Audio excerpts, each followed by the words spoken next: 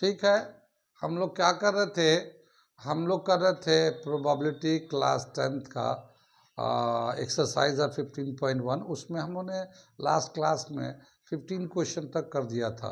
अब हम इसके बाकी जो क्वेश्चन है 16 से ऑनवर्ड हम करने जा रहे हैं आज हम लोग। ठीक है, तो मैं 16 क्वेश्चन पढ़ता हूँ, समझाता हूँ और करके फिर दिखाता हूँ क्या है 16 number question. 12 defective pens are accidentally mixed with 132 good pens. It is not possible to just look at pen and tell whether or not it is defective. One pen is taken out at random from this lot. Determine the probability that the pen taken out is a good one. ठीक है, क्या दे रखा है इसमें question number 12 में कि एक पेन रखा हुआ है, इस तरह से बहुत सारे पेन है, इसमें बहुत सारे पेन है, कितने 132 पेन है, अच्छे पेन है, गुड पेन है, ठीक है ना 132। इसमें जो है ना 12 जो पेन है, 12 जो पेन है वो थोड़ा ख़राब है, 12 पेन जो है ना ख़राब है। तो डिफेक्ट पेन कितने हैं, डिफेक्ट पेन कितने हैं, वो 12 है। Number of defect pen, number of defect pens, ये good number of good pens है, number of good pen.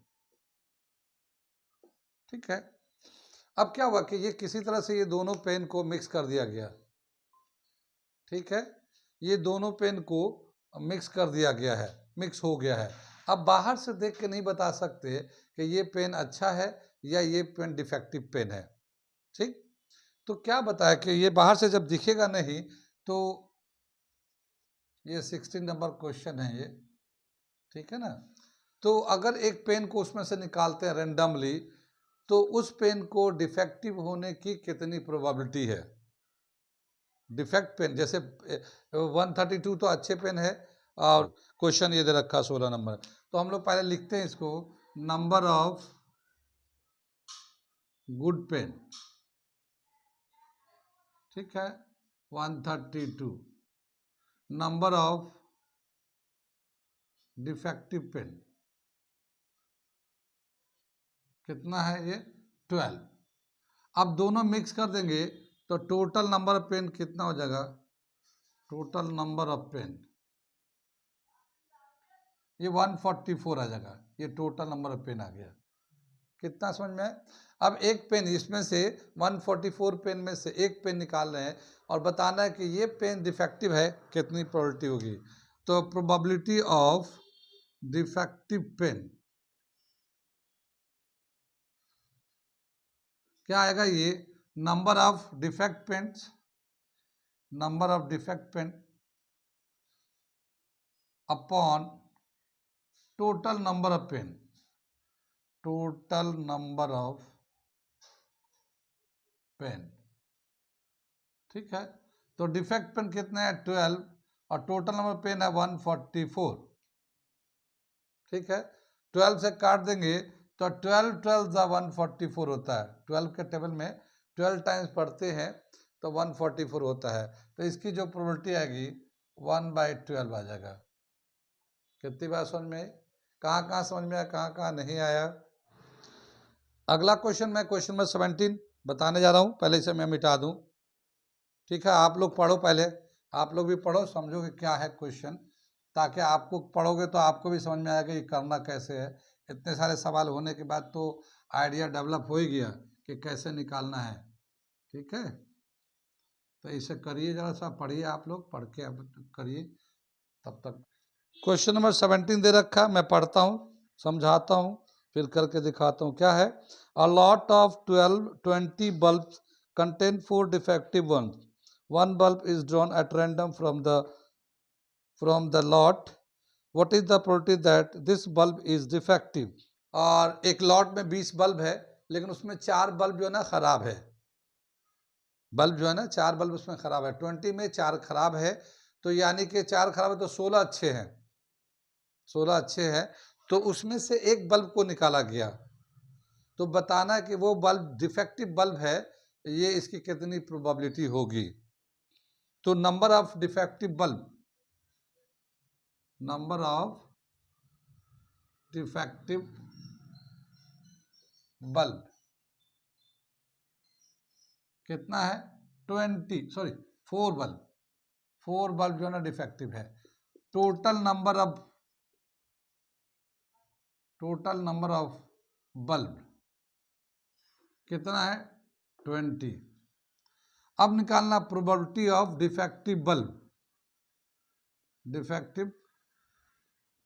Bulb, क्या दे रखा है ये, number of defective bulb upon total number of bulb. तो सारे बल्ब कितने हैं और इसमें से डिफेक्टिव कितने हैं, तो डिफेक्टिव तो 4 है और टोटल जो ना 20 है, तो 1/5 हो गया, ये हमारा आ गया नंबर ऑफ डिफेक्टिव बल्ब। ठीक है ना, 1/5 आ गया प्रोबेबिलिटी। आ रहा समझ में, बहुत ही आसान सवाल है ये, आप तो खुद भी कर सकते हैं इस सवाल को। अगला क्वेश्चन मैं करने जा रहा हूं। अच्छा, इसमें एक और पार्ट दे रखा है, 17 में एक पार्ट और दे रखा है, ये तो फर्स्ट पार्ट था हमारा। ठीक है, एक पार्ट और दे रखा, दूसरा पार्ट में पढ़ रहा हूं। Suppose the bulb drawn in one is not defective and is not replaced. ठीक है, now one bulb is drawn at random from the rest, what is the probability that this bulb is not defective.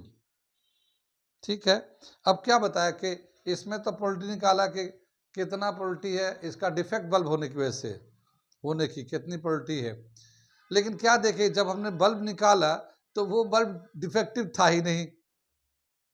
जैसे 20 bulb थे, 4 उनमें से खराब था, तो हम लोगों ने डिफेक्टिव की प्रोबेबिलिटी निकाल दी। लेकिन जो वो एक बल्ब निकाला गया, जब देखा गया तो पता चला कि वो तो डिफेक्ट नहीं है, वो तो अच्छा बल्ब है, फिर वापस उसी में रख दिया गया, वापस उसी में रख दिया गया। ठीक है, अब ये बताना है कि नॉट डिफेक्टिव होने की कितनी प्रोबेबिलिटी है, नॉट डिफेक्टिव होने की कितनी प्रोबेबिलिटी है। तो देखो इसमें अगला पार्ट करें, second part,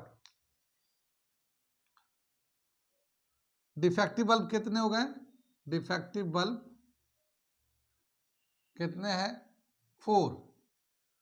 not defective bulb कितने होंगे, नॉट डिफेक्टिव बल्ब कितने हैं ये, 20 में से, टोटल तो 20 है ना, 20 में से 4 माइनस कर दो, तो 16 बल्ब ऐसे हैं जो नॉट डिफेक्टिव है।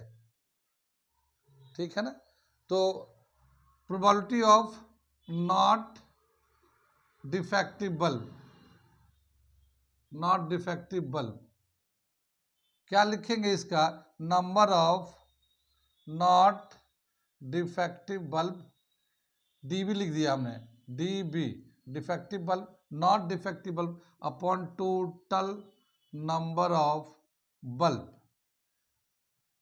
तो नॉट डिफेक्टिव बल्ब तो 16 है और टोटल बल्ब जो है ना 20 है, तो ये 4 से कट जाएंगे, 4 4 जा 4 5 जा, तो ये 4/5 आ जाएगा। ये नॉट डिफेक्टिव बल्ब का प्रोबेबिलिटी होगा 4/5। एक हमारे पास रिलेशन भी था, हमारे पास if probability of an event plus probability of not that event is equal to 1 होता है। हम उससे भी निकाल सकते हैं, हम लोग उससे भी निकाल सकते हैं, मैं उससे भी निकाल के दिखाता हूं उस फॉर्मूले से। एक हमारे पास रिलेशन है, probability of an event plus probability of not that event, इन दोनों को प्लस करते हैं तो 1 के बराबर होता है। तो यहाँ पे जो है probability of defect bulb plus probability of not defect bulb, ये दोनों मिला देंगे तो 1 के बराबर हो जाएगा। डिफेक्ट बल्ब की जो प्रोबेबिलिटी है 1/5 है, यहाँ पे हमारे पास आया हुआ था 1/5 plus probability of not defectable is equal to 1। अब यहाँ पे probability of not defect bulb की प्रोबेबिलिटी जो है कैसे निकालेंगे, ये तो 1 है, ये 1/5 को इधर ले जाएंगे तो ये माइनस में आ जाएगा 1/5। एलसीएम लेंगे तो इन दोनों का एलसीएम जो ना, इसके नीचे तो 1 है, इसका 5 है, तो 5 एलसीएम आ जाएगा, 5 यहाँ जाएगा, 1 यहाँ जाएगा, तो 5 - 1 4/5, ये वहाँ पे आया हुआ है 4/5। तो इससे भी निकाल सकते हैं, ये भी एक तरीका है निकालने के लिए, या फिर बल्ब वाला से भी कर सकते हैं कि कितना डिफेक्टिव बल्ब नहीं है उसका निकाल के कर सकते हैं। कहाँ कहाँ समझ में आया, कहाँ कहाँ नहीं आया, आगे चले हम लोग। क्वेश्चन मैं 18 में पढ़ता हूँ, समझाता हूँ, फिर करके दिखाता हूँ क्या है। A box contain 19 dice 19 discs which are numbered from 1 to 90। ठीक है ना, एक बॉक्स में 90 डिस्क है और उस पर सब पे एक नंबर लिखा हुआ है, एक पे 1 लिखा है, दूसरे पे 2 लिखा है, तीसरे पे 3 लिखा है, ऐसे 90 तक लिखा हुआ है। If one disc is drawn randomly from the box, find the probability that it bears a 2-digit numbers, a perfect square number, a number divisible by 5। ठीक है, 18 नंबर क्वेश्चन।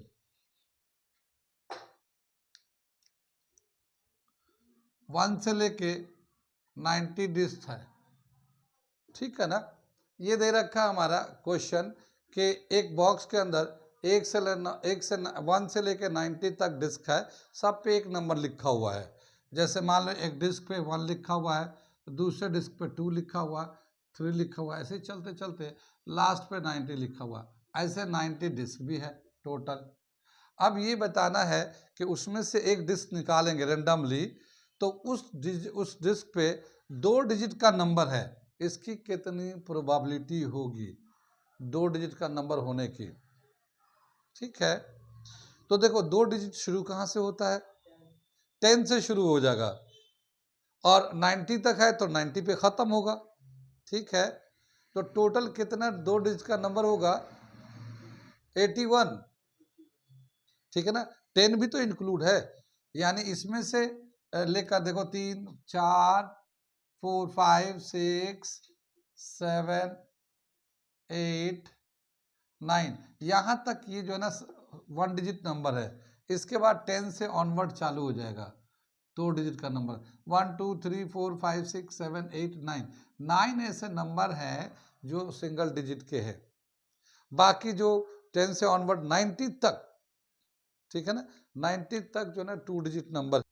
तो इसमें 2 डिजिट का नंबर 10 से जब शुरू होगा तो 90 तक जाएगा, तो total disc having 2 digit number is 81 आएगा। तो यहाँ पे लिख देते हैं हम लोग number of 2 digit is equal to 81। ठीक है ना, 90 में से 9 माइनस कर देंगे तो 81 आ जाएगा। और ये दूसरा जो है, अभी हम सबका प्रोबेबिलिटी निकालेंगे। एक perfect square number, perfect square किसको बोलते हैं, जिसका स्क्वायर आए, जैसे 1 का स्क्वायर 1 आता है, 2 का स्क्वायर 4 आता है, 3 का स्क्वायर 9 आता है, 5 का स्क्वायर 4 का स्क्वायर 60, 5 का 25, 6 का, तो ऐसे जो स्क्वायर आते हैं इसको हम परफेक्ट स्क्वायर बोलते हैं। 90 तक कितने नंबर ऐसे हैं जो परफेक्ट स्क्वायर है, तो 1 परफेक्ट स्क्वायर कौन कौन सा आएगा, 1 4 यानी 2 का स्क्वायर 4, 3 का 9, 4 का 16, 5 का 25, 6 का 36, 7 का 49, 8 का 64, 9 का 81। और जैसे 10 लेंगे ना तो 10 का जब स्क्वायर करें तो वो 100 हो जाएगा, तो 100 तो 90 से ऊपर है। तो कितने नंबर हैं जो परफेक्ट स्क्वायर है, वो है 9। Number of perfect square, perfect square कितने हैं, 9 ऐसे नंबर है जो परफेक्ट स्क्वायर है।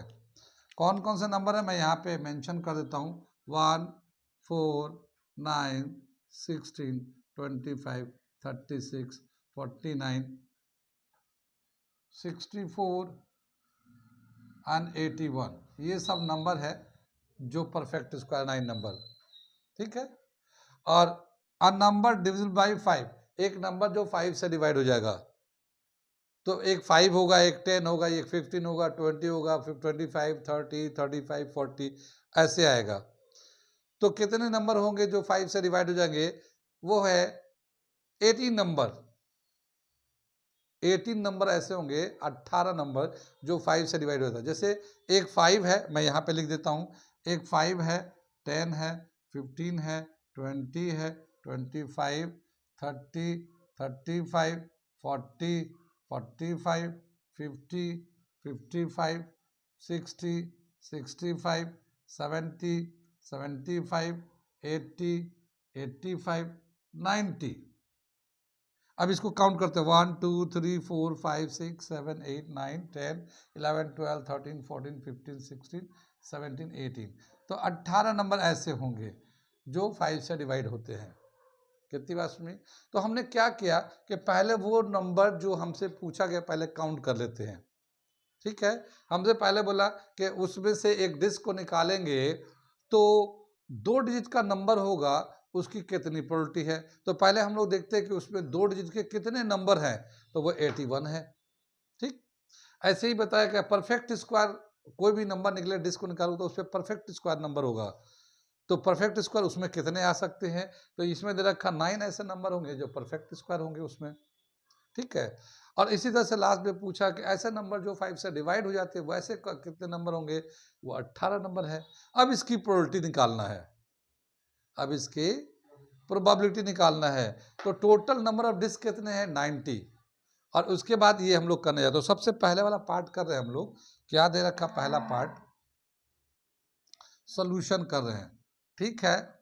Probability of 2 digit number, 2 digit number की प्रोबेबिलिटी कितनी है, तो ऊपर में लिखेंगे number of 2 digit, number of disc, number of disc having 2 digit, कितने डिस्क हैं जो जिसपे 2 डिजिट है, upon total number of disc, total number of disc, ठीक है ना। कितनी बात में? अब ऊपर में क्या बताया कि number of disc having 2 digit number कितना है, ये 81 है, ये 81 है, ठीक। और टोटल नंबर डिस्क कितने हैं, 90 है। तो 9 के टेबल में ये दोनों आते हैं, 9 9 जा 81, 9 10 जा 90, तो 9/10 इसकी प्रोबेबिलिटी होगी। तो पहले वाले की प्रोबेबिलिटी है 9/10। कितनी बात समझ में आई? आगे चले हम लोग, ये तो पहले वाले की प्रोबेबिलिटी हो गई। अब हम लोग चलते हैं परफेक्ट स्क्वायर नंबर की प्रोबेबिलिटी निकालते हैं, ठीक है। इसे मिटा दें हम लोग। अब क्या लिखेंगे, सेकंड पार्ट करने जा रहे हैं हम लोग, probability of perfect square, perfect square number. क्या दे रखा है, perfect square number, number of disc having perfect square, perfect square, ये तो ऊपर लिख दिया। और नीचे में क्या आएगा, total number of disc, total number of disc. कितनी बात समझ में? Number of perfect square number कितने हैं हम लोग, 9 ऐसे नंबर हैं जो परफेक्ट स्क्वायर, 1 4 9 16 25 36 49 64 एंड 81, ये हमारे टोटल 9 है। तो ये 9 आ जाएगा और ये नीचे 90 है। 9 तो परफेक्ट स्क्वायर नंबर है और टोटल नंबर है, टोटल डिस्क है 90, ये कैंसिल होके 1/10 आ गया। तो ये हो गया सेकेंड पार्ट का आंसर, 1/10, ठीक है। ये सेकेंड पार्ट का आंसर हो गया। और अब हम उसके बाद थर्ड पार्ट का करने जा रहे हैं हम लोग। ठीक है, थर्ड पार्ट में क्या पूछा है कि कितने नंबर होंगे प्रोबेबिलिटी ऑफ 5 डिविजिबल बाय 5, यानी कि ये जो है 5 से डिवाइड होने का कितनी प्रोबेबिलिटी है कि कोई भी डिस्क निकालेंगे उस पर ऐसा नंबर आ रहा है जो 5 से डिवाइड हो जाता है। तो ऐसे जो है ना नंबर है कितने 18, ये गलत मिट गया, ये 18 ऐसे नंबर हैं 1 से लेकर 90 के बीच में। 18 ऐसे डिस्क है जिसपे ऐसे नंबर आते हैं जो 5 से डिवाइड हो जाते हैं। ठीक है, तो अब लेते हैं probability of number.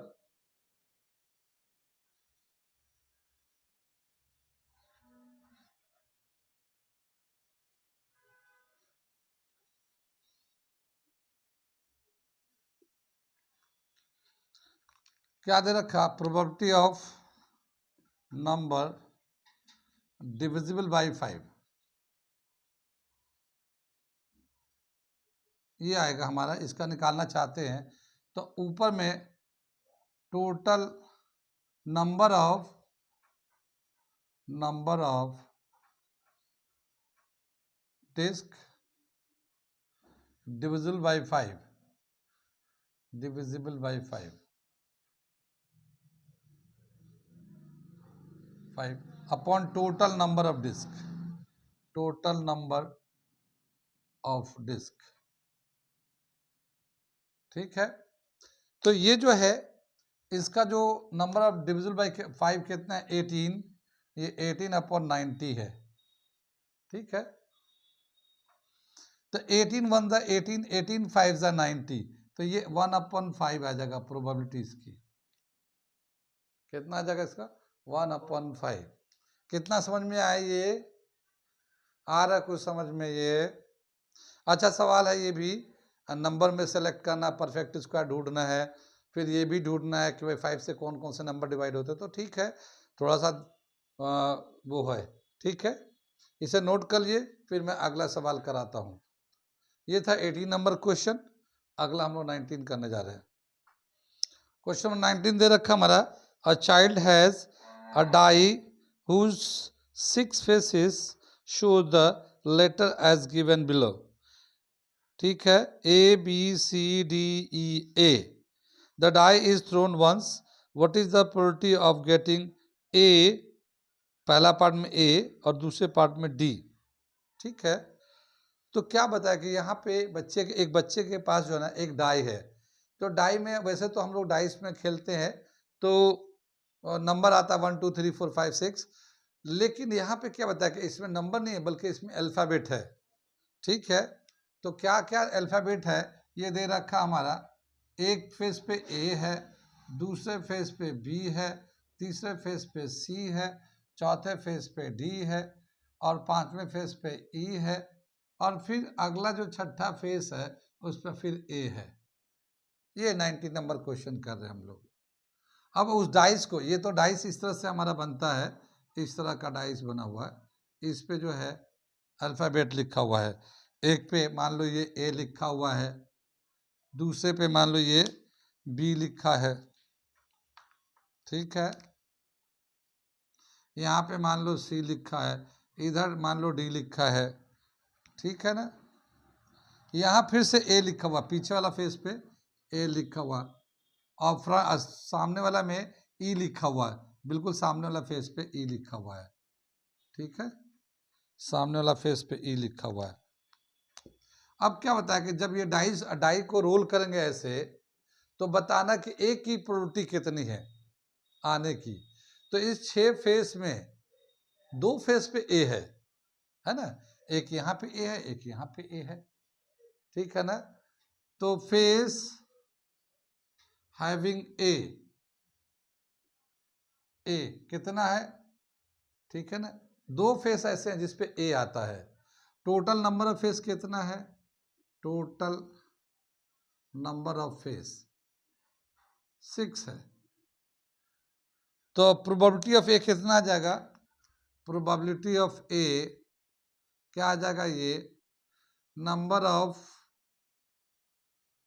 Face having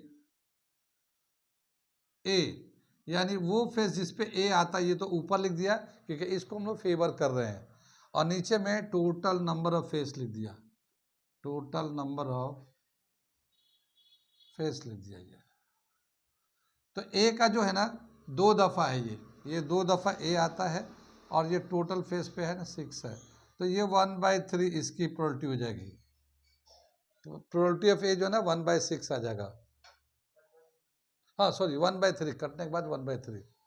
अब क्या है, ये डी का पूछा है, तो डी जो ना सिर्फ एक ही फेस है जिस पे डी है, एक ही फेस है जिस पे डी है, तो ये सेकंड पार्ट, ये तो फर्स्ट पार्ट था हमारा, सेकंड पार्ट पे है फेस हैविंग डी, डी कितना है, नंबर ऑफ फेस भी लिख सकते हैं, number of face having D 1 है, और टोटल तो 6 ही है हमारा, तो प्रोबेबिलिटी ऑफ डी क्या हो जाएगा, प्रोबेबिलिटी ऑफ डी हो जाएगा number of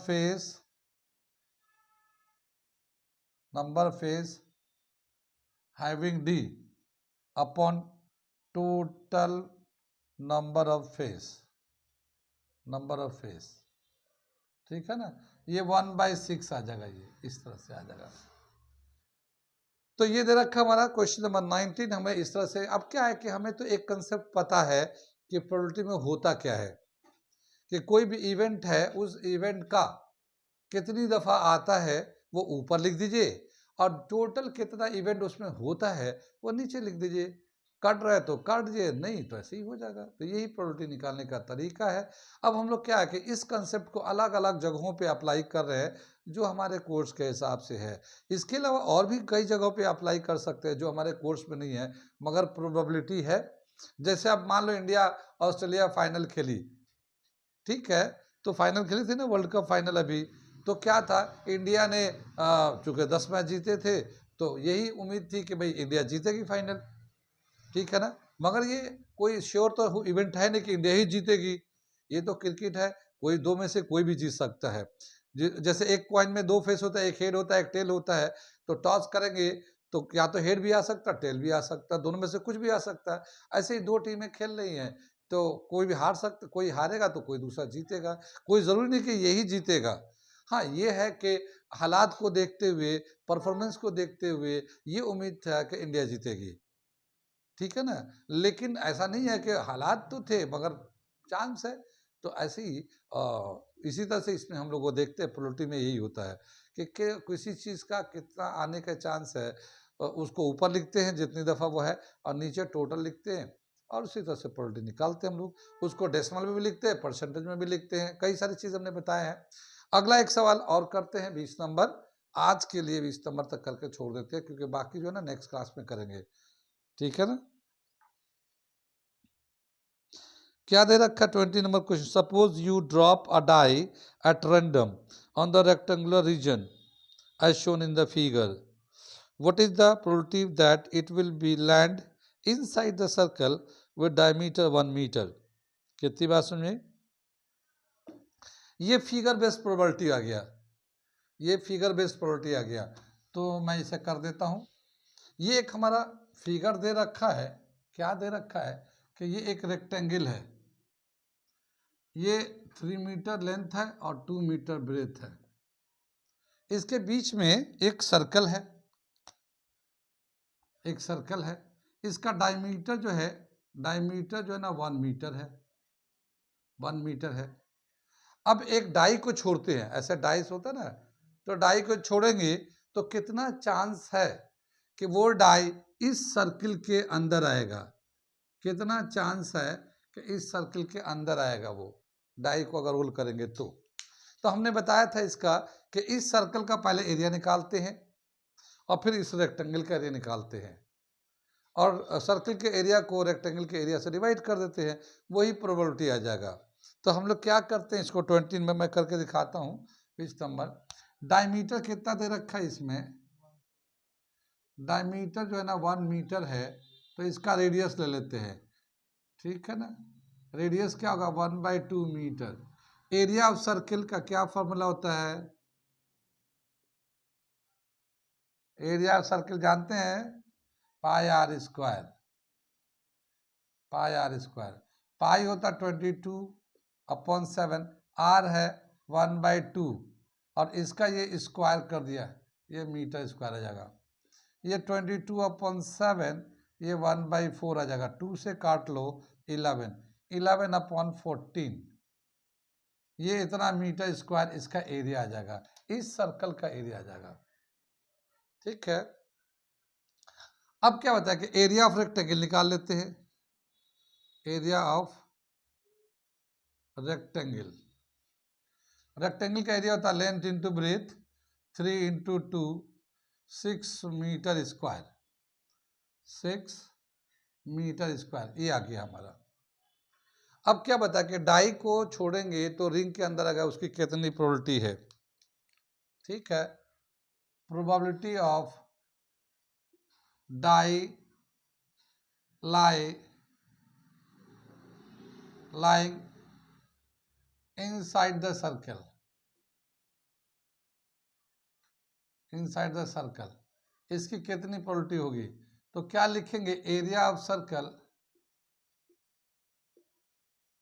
upon area of rectangle. ठीक है ना, area of circle upon area of rectangle. Area of circle कितना है, 11/14, 11/14 और एरिया ऑफ रेक्टेंगल कितना है, 6, 6/1 भी लिख सकते हैं हम लोग। ये एरिया ऑफ सर्कल 11/14 और एरिया ऑफ रेक्टेंगल यहाँ 6 आया हुआ, तो 6/1 लिख दिए। अब ये 4 नंबर है 1 2 3 4, तो नीचे वाला नंबर जो है ना रेसिप्रोकल हो जाता है मल्टीप्लाई करके, तो क्या आ जाएगा 11/14 इंटू 1/6, ऐसे आ जाएगा हमारा।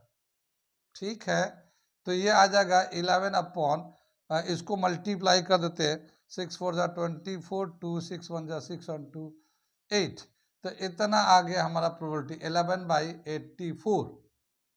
यानी इस डाई को रिंग के अंदर में आने के लिए इसका जो प्रोबेबिलिटी है 11/84 है। ठीक है, ये तो हमारा आंसर सही है, बिल्कुल सही है, लेकिन जो पीछे आंसर दे रखा बुक में वो पाई के टर्म में दे रखा है, तो हम लोग पाई के टर्म में भी लिख सकते हैं, कोई ऐसी बात नहीं है। तो मैं यहाँ से दोबारा से पाई के टर्म में बता देता हूँ, वैसे ये आंसर बिल्कुल सही है। ठीक है, लेकिन चूंकि पाई के टर्म में पूछा तो हम लोग पाई के टर्म में लिख देते हैं। तो क्या है यहाँ पे पाई जो है ना 22/7 होता है, तो हम इसका वैल्यू नहीं डालते, हम लोग पाई ही रख देते हैं, तो यहाँ पे आ जाएगा ये पाई। ठीक है, और यहाँ पे जो होगा ये तो कैंसिल हो गया है, तो ये कैंसिल नहीं होगा, ये हमारे पास आ जाएगा, ये 1/2 का स्क्वायर होता है 1/4, तो अब आ जाएगा π/4 मीटर स्क्वायर, ये हमारा इसका एरिया आ जाएगा। ठीक, अब यहाँ पे जो है इसको जो है हम लोग, बाकी ये तो हमारा रेक्टेंगल का है तो ऐसे ही है, ठीक है, कोई सी इशू नहीं है। अब क्या करेंगे हम लोग, एरिया ऑफ सर्कल क्या दे रखा है, π/4 और एरिया ऑफ रेक्टेंगल 6/1। अब ये 4 नंबर हो गया, तो ये नीचे वाला नंबर उलट जाएगा, तो π/4 तो ऐसे ही रहेगा, 1/6 हो जाएगा, π/24, ये हमारा प्रोबेबिलिटी है, ये आंसर है, ये इस तरह से। ठीक है, तो वो भी आंसर सही है, उसमें पाई का वैल्यू डाल दिया गया, और ये भी आंसर सही है, ये बुक में दे रखा है। कहाँ कहाँ समझ में आ रहा है, कहाँ कहाँ नहीं आ रहा है, आ रहा सब, बहुत आसान है, हम लोग कंटिन्यू रखेंगे और बाकी थोड़े से क्वेश्चन है वो हम लोग कंप्लीट कर लेंगे नेक्स्ट क्लास में। ओके, आज यहीं पे रहने देते हैं।